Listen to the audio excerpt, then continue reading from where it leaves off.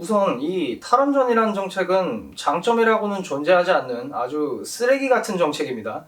애초에 우리 문재인 대통령님께서 이전에 판도라라는 재난 영화를 보고 이제 이 탈원전을 결심하게 되었다는 그런 계기가 있었죠.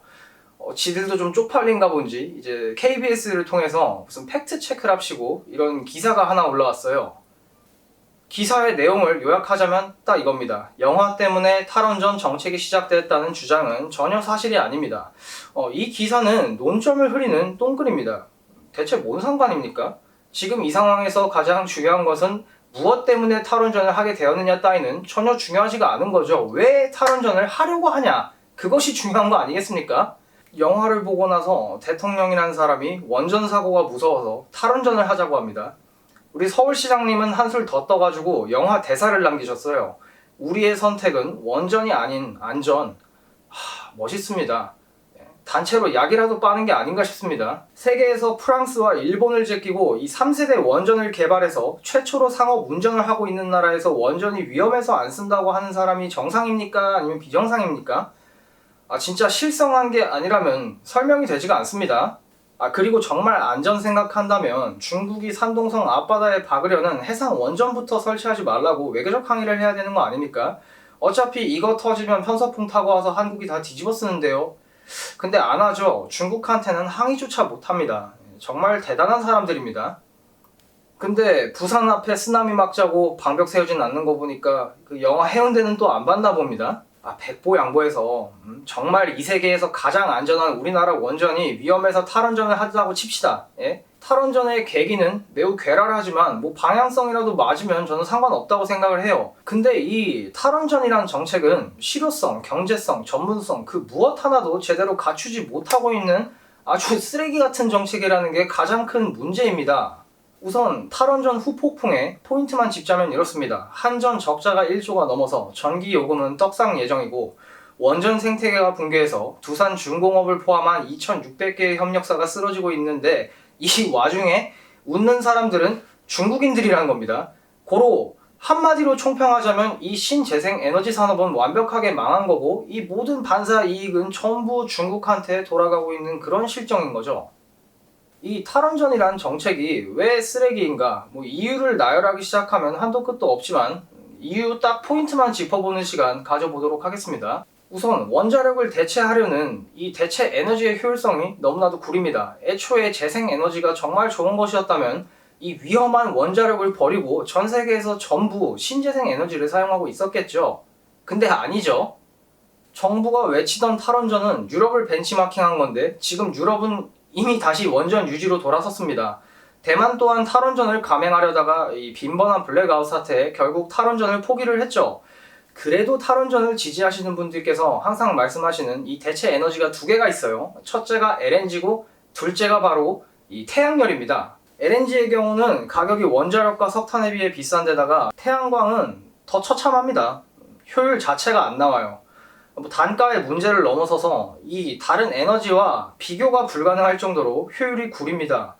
게다가 이 한국 내 전력 수요를 감당하기 위해서는 서울의 2배 면적을 패널로만 덮어야 된다는 소리가 있는데요. 나약한 내구성으로 인한 유지보수 비용은 덤으로 딸려오는 거죠. 전혀 실효성이 없다고 봐야겠죠.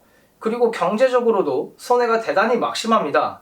2009년에 무슨 일이 있었습니까? 아랍에미리트에서 400억 달러짜리를 이제 우리가 수주를 따냈었는데 정작 판매한 국가인 한국에서 탈원전을 실행하고 나서 수주가 조 단위에서 수천억으로 떨어졌습니다.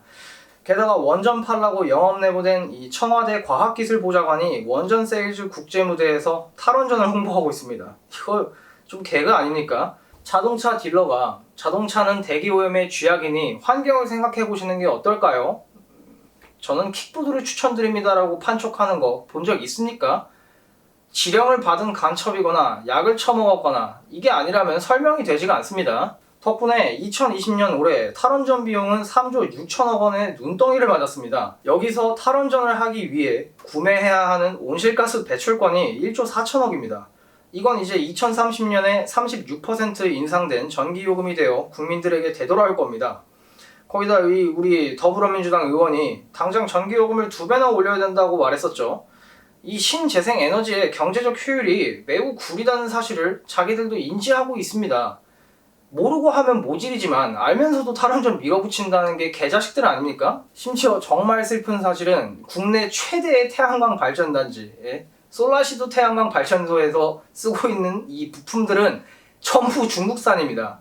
솔라시도 태양광 단지는 중국 애들한테 돈 퍼주려고 세금 퍼주려고 만든 거예요. 정말로 국내 태양광 기초 소재 분야는 중국한테 다 밀려서 지금 문 닫고 있습니다. 여러분들 여기까지만 봐도 이 탈원전은 정말 미친 짓인 게 분명합니다. 근데 이런 에너지 산업 정책에 있어서 가장 필요한 전문성이 없습니다. 가장 필요한 거예요. 이거는 건설 중이던 신고리 56호기에 대해 이 건설을 중단할지 재개할지를 정하는 이 신고리 공론화위원회 구성인단에는 에너지 관련 전문가는 한 명도 없습니다.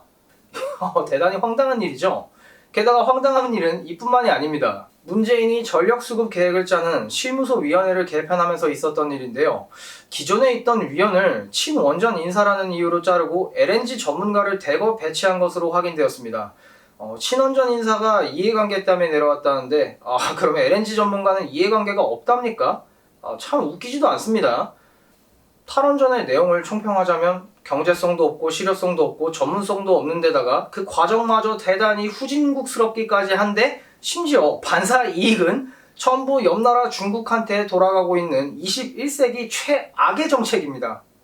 제가 장담하는데 만약에 탈원전 계속 밀어붙인다 한 20-30년 뒤에 이제 앞으로 교과서에서는 우리 문재인 대통령을 나라 팔아먹은 역적 혹은 21세기형 진짜 전범급으로 다루게 될 가능성이 있습니다. 이 탈원전이란 정책은 진짜 하루바삐 폐기해야 되는 아주 최악의 정책입니다.